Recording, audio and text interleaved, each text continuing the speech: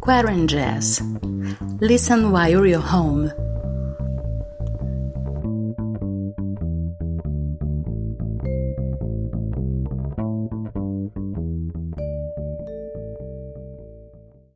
Hello and welcome to the 8th episode of QuaranJazz, your weekly update on what jazz musicians from all over the world are doing during social distancing time. I'm Geisa Fernandes, singer, songwriter, and music researcher from Rio de Janeiro, Brazil.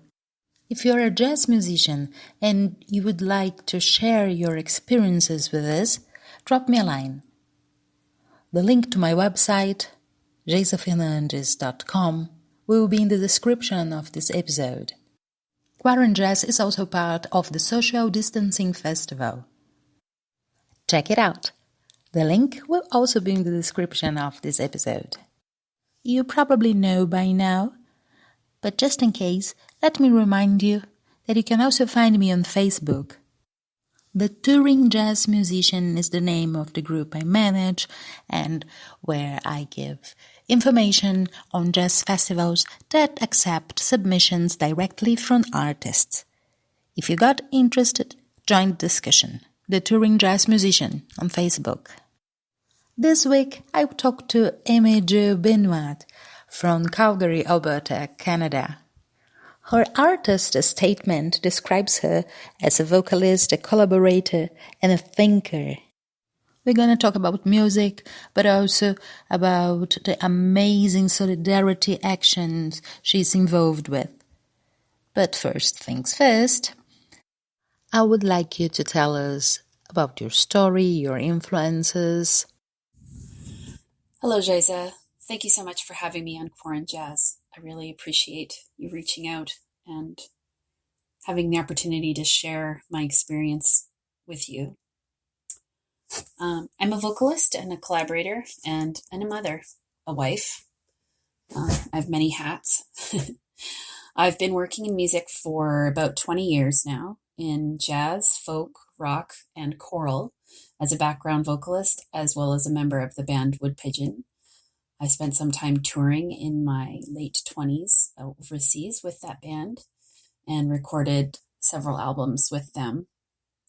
My jazz career has been my main focus for the past 10 years since becoming a mother. I have 3 daughters, ages almost 11, 6.5, and 2.5. My husband is in event production, so our life really revolves around the arts sector. I would say my music is a direct expression of my lifestyle. I don't have a lot of time to practice or develop ideas, so it comes from a very spontaneous place. I would say I spend a lot of time thinking about the kinds of music that I want to record. I spend a lot of time thinking about the kinds of songs I'll eventually write.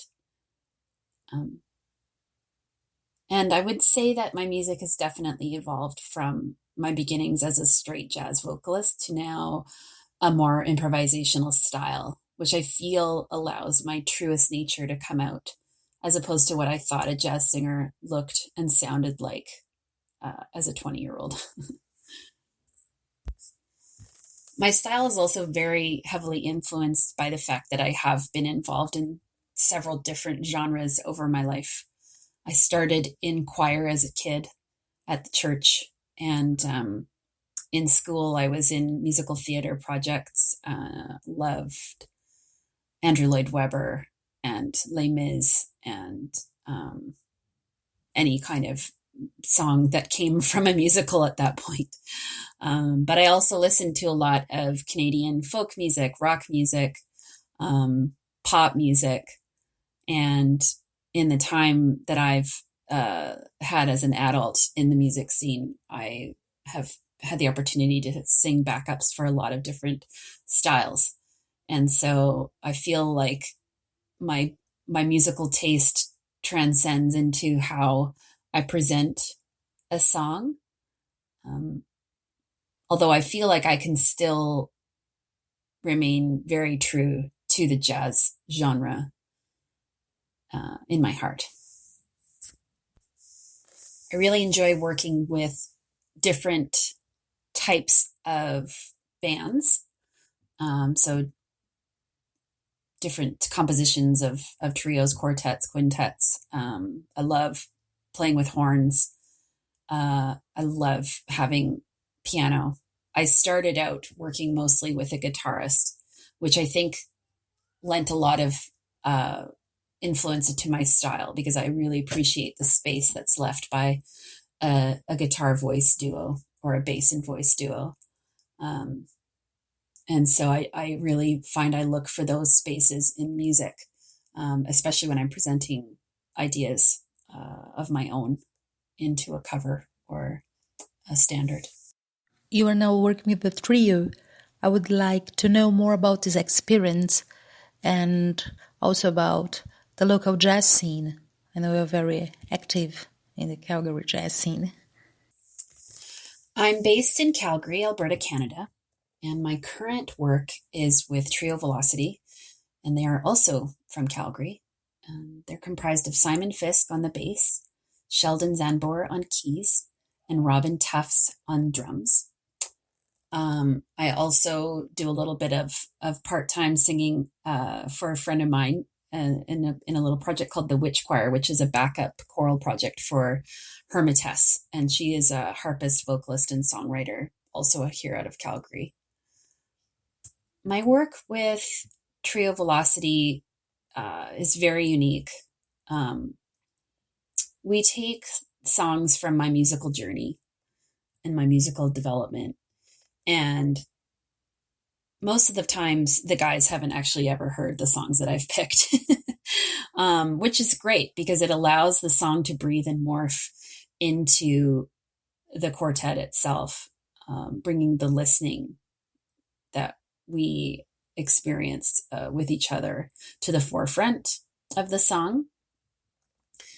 And we were all brought together by the death of a close friend and colleague about 4 years ago in an improvisational performance at his wake. And the energy that was brought about by our grief really exhumed a special connection between the four of us. And for each performance of any particular tune, including the album that we'll be releasing in June, we loosely arrange the song in rehearsal and give it a structure. But as we're playing in a performance or in a recording, we're listening to each other so intensely that it really allows the song to develop and grow in its own way. So we most often don't ever perform it twice exactly the same way. And you also have your own blog, right?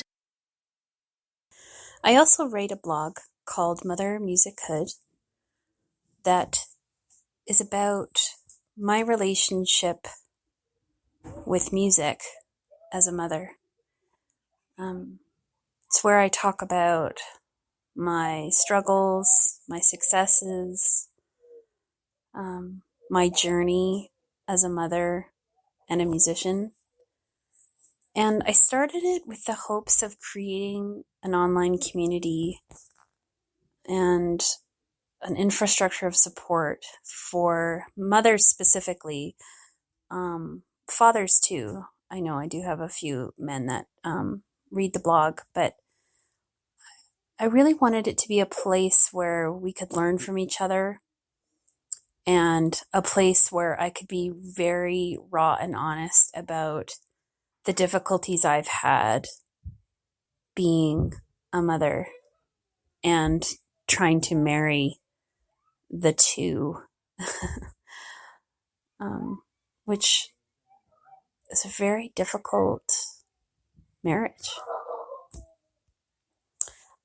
Even in, doing this podcast, I've had to start and stop and start and stop, and attend to my 3 kids while thinking about these questions and thinking about my responses.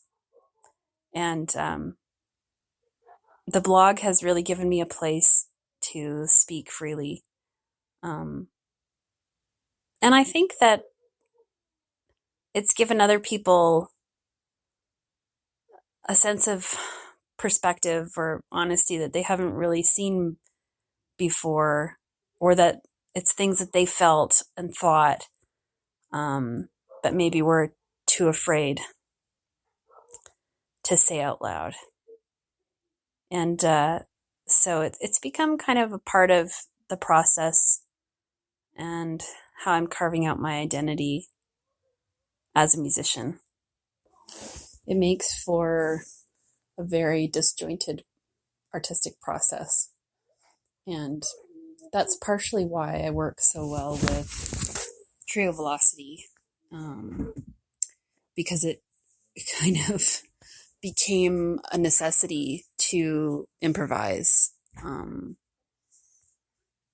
rather than have umpteen amount of rehearsals to be able to have that freedom and trust in another set of human beings is pretty phenomenal. And what were your original plans for this year? I mean, what were you doing when the lockdown started? So at the time when the shutdown happened here in Calgary, I was just beginning to get organized to start releasing some of the music from the album that we recorded in February. And it's called Bourgeonner, which is Old French for coming to sprout or sprouting buds. The idea of the bud pushing through the soil, burgeoning through the soil. And I had been working on my timeline and setting up CD release shows and following up with festivals I'd applied to and finishing up artwork and the mixing and the mastering of the album. And then the shutdown happened, and my life changed dramatically because my husband is in event production. And so because of the restrictions on mass gatherings, we are no longer able to run our business. My children are at home with me, and I immediately went into over-functioning mode, and the project became a way for me to make it through the next however long our shutdown remains in Calgary. So we are still planning on releasing Bourgeonner in June of this year. I'm not sure what the release is going to look like. I imagine to have some kind of digital live stream performance, hopefully, if the four of us can be in a physically distanced room together. And I have some plans to create some videos with Brendan Kane of Welcome to the West, who's a local artist here in Calgary, to present it as like a digital documentary of the experience of releasing Bourgeonner during this pandemic. I also have applied for another grant prior to the shutdown. So hopefully when we come out of it, I'll be able to make another record, but this time with a different group of musicians that have maybe more of a tighter grip on the arrangements and written parts, but still featuring music from my musical kind of education. Something else that we also did a couple days after the shutdown occurred, we got a group of people together before we couldn't get together in our living room, and we decided to create Calgary Jazz Relief, which is a collective, a crisis collective, and we're raising money to help local jazz musicians pay their bills and buy their groceries for right now. So we're a short-term emergent relief group. We have a GoFundMe page that we're raising money on. We've got a website, and our application process is very simple. And we're really trying to connect the jazz community here in Calgary with a sense of support. Because so far, Canadian government has been a bit slow on ensuring that artists and workers in the gig economy will make it through this shutdown. And some of our longer term goals are to lobby to increase the pay for musicians and educate folks on why we need to pay artists a living wage. We want to be a long-term financial relief group so that if artists need emergency dental work or have some other kind of emergency that they can't financially support, that we would be there for them in a way that a granting body could not be. That's wonderful. What a brilliant idea. Congratulations and long life to this project. And now, what can you say about the track we are going to listen?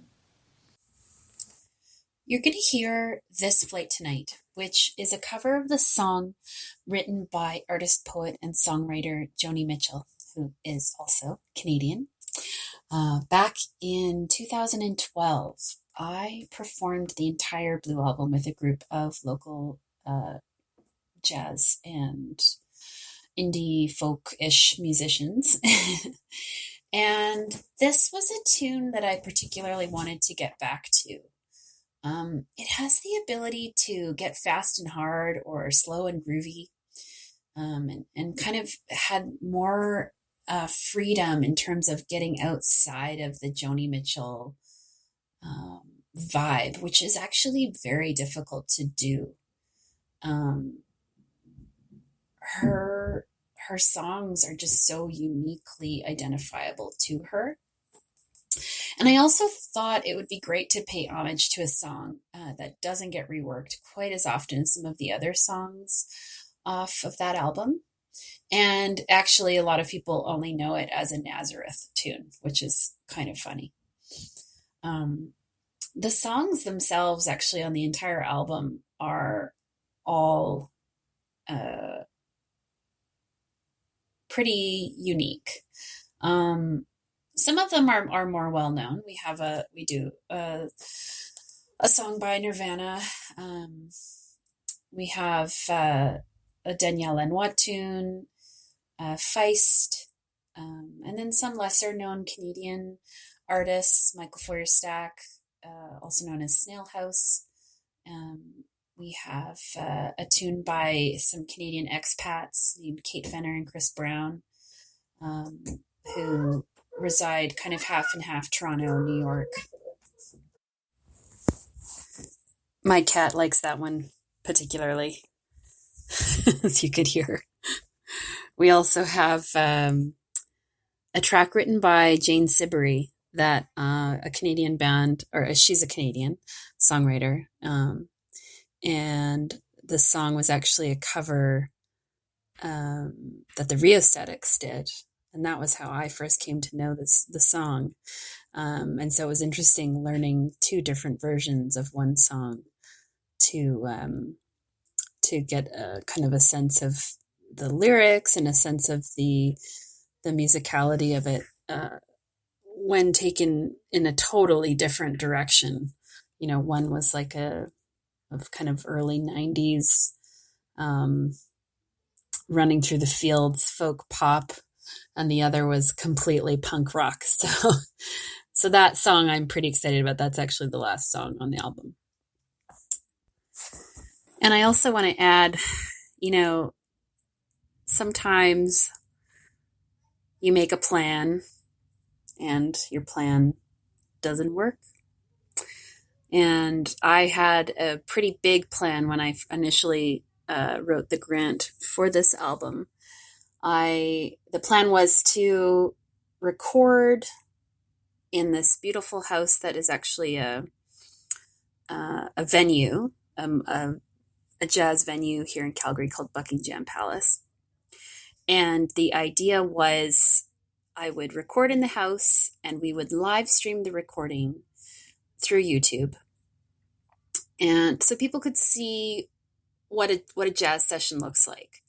And, you know, we were recording live off the floor, and I feel pretty strongly about being in the same room with other musicians when making music. In this particular genre, I've made albums where I'm isolated, or I'm singing to a track, or I'm doubling on a track, or whatever. But this particular group, I really felt like we needed to be in the same room.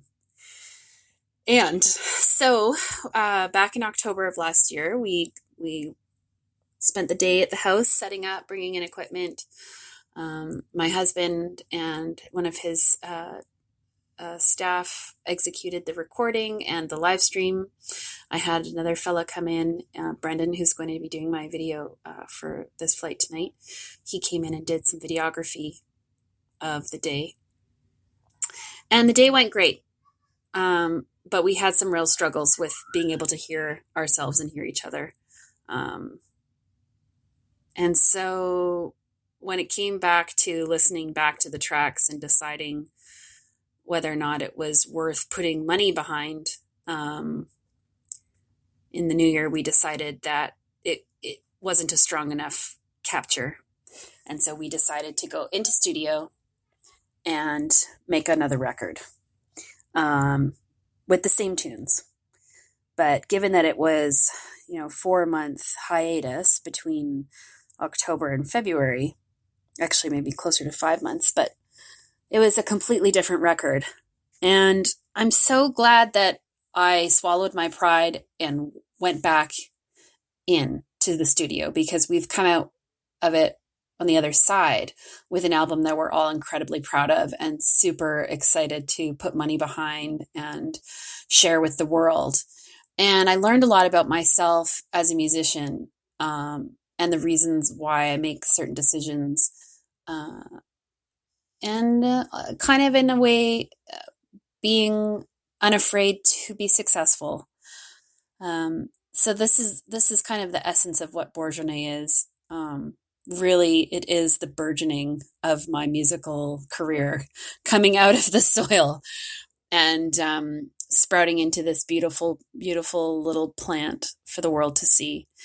And so I'm really excited to share it with you, Jeza. And again, thank you for having me on QuaranJazz. And you're going to listen to This Flight Tonight, which again is the cover by, or it's a song written by Joni Mitchell. Bourgeonnet is available for pre-order on my website, which is www.aimeejobenoit.com. And if you click through to the link to the store, it's available for pre-order, and I will ship to wherever. So if anyone likes what they hear, head on over to the website and send me a note. Thanks. All right, we'll check it out. Wow, thank you very much for your participation. Once again, congratulations on the wonderful social work you're doing, and best luck with your blog. This was the 8th episode of QuaranJazz. I'm Jeza Fernandes saying goodbye to you till next week, and as you know, drop me a line by visiting jezafernandes.com. You can also join my group on Facebook, The Touring Jazz Musicians, a place for information on jazz festivals worldwide that take submissions directly from artists. If you got curious, check us out and join the discussion. The Touring Jazz Musician. And now, ladies and gents, This Flight Tonight.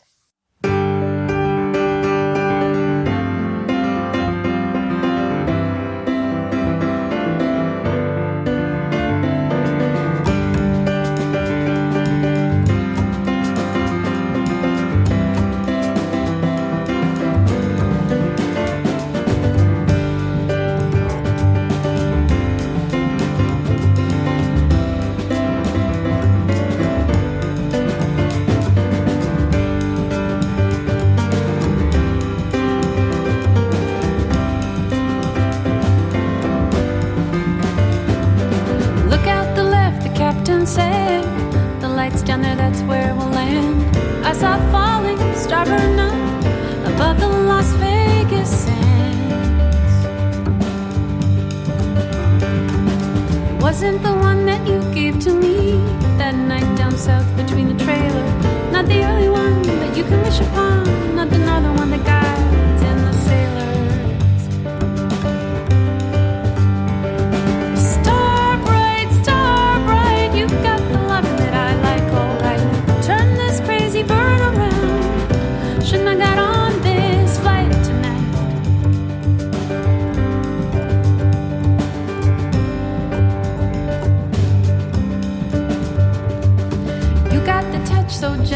sweet vibe. You got that look so critical. I can't talk to you, baby, it gets so weak. Sometimes I think love is mythical. Up there's a heaven, down there's a town. Blackness everywhere and little light shine. Blackness, blackness, dragging me down. Come on, light the candle in this poor heart of mine. Star bright, you've got the love that I like, alright. Turn this crazy bird around. Shouldn't I got on this flight tonight?